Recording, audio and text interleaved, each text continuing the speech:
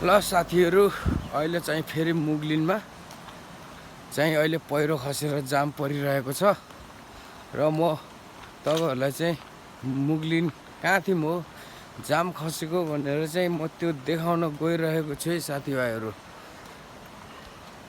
हेर्न सक्नुहुन्छ जाम चाहिँ लास्टै लामो छ। अहिले चाहिँ हामी 2-4 घण्टा पनि बसिसकेको छौं।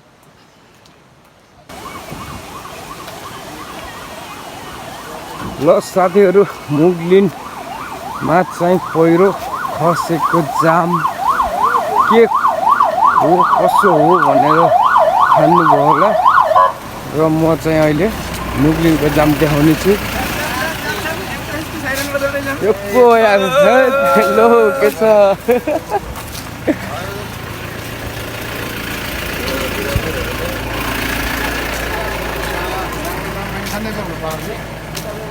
वाटर भन्ने कार्यक्रम छ हाम्रो।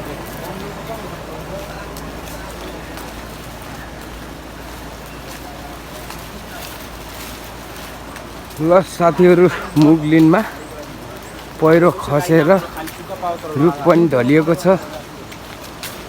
छर्लाङ्ग म तपाईहरुलाई लाइभ देखाउने छु र हेर्न सक्नुहुन्छ यही रहेको छ पनि ढलिएको छ र काठमाडौँ हिँड्नु भएको छ यात्रा गर्नु भएको छ भने गन्तव्यमा पुग्नलाई अहिले साह्रै नै गाह्रो छ र सोच विचार गरेर मात्रै हिँड्नु होला है साथीभाइहरु।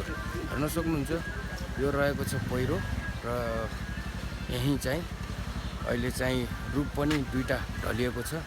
यो सफा कहिले हुने हो थाहा छैन र यो सफा नहुँदा जेलसम्म बाटो खुल्ने छैन र एकदम सोच विचार गरेर मात्रै हिँड्नु होला। पहिरो एकदम गाह्रो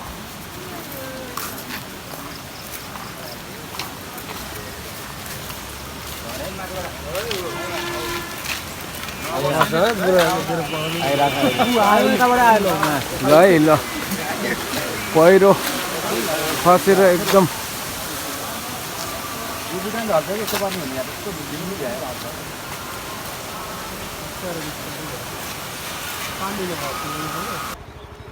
हेलो साथीहरु र मुगलिनको जामको दृश्यहरु पनि मैले देखाइसकेको छु र एकदम सोच विचार गरेर मात्रै हिँड्नु होला। गन्तव्यमा पुग्नको लागि एकदम यस समय चाहिँ एकदम गम्भीर छ र पहिरो साथै रुख ढलिएको हुनाले अब यो सफा कहिलेसम्म हुने हो थाहा छैन र कति घण्टा लाग्ने हो यो पनि थाहा छैन।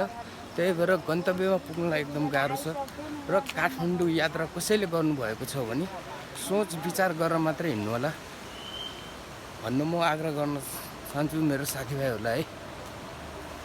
यस्तो छ अहिलेको समय चाहिँ हेर्न सक्नुहुन्छ साथीभाइहरु है। एकदम पहिरो धमाधम गइरहेको छ र यो चाहिँ रहेको छ मुगलिनको